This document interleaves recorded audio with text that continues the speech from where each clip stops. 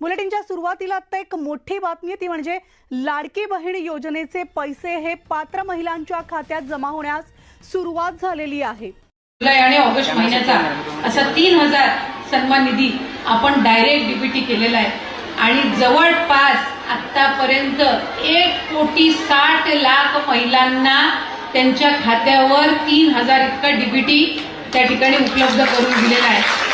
अख्ख्या देशामध्ये एकाच वेळेला मुख्यमंत्री लाडकी बहीण योजनेचे आमच्या खात्यामध्ये 3000 जमा झाल्या आहेत।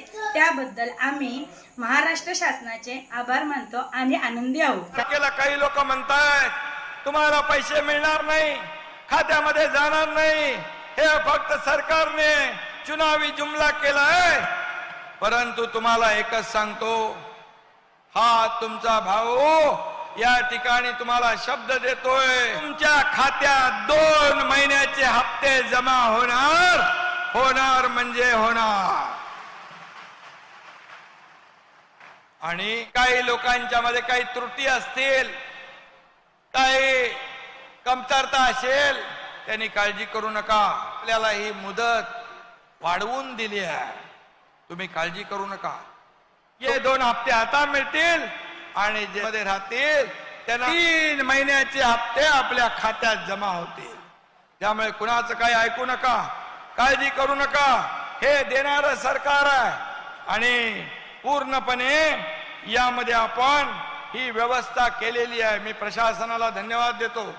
प्रशासन आणि शासन ही रथाची 2 चाकं आहेत आणि आपण देखील शासन आपल्या दरबारदारीप्रमाणे या ठिकाणी या कार्यक्रमात देखील प्रचंड मेहनत घेतली आहे आणि म्हणूनच आपण मेहनत घेता तेव्हा योजना यशस्वी होत असते।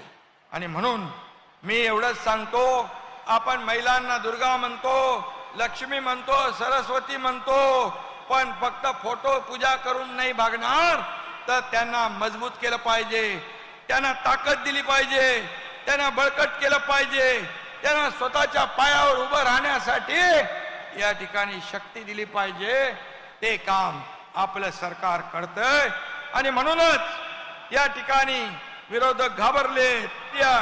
हे सरकार हे माझ्या बहिणींचं आहे, माझ्या लाडक्या भावांचं आहे आणि माझ्या सर्वसामान्य लोकांचं आहे।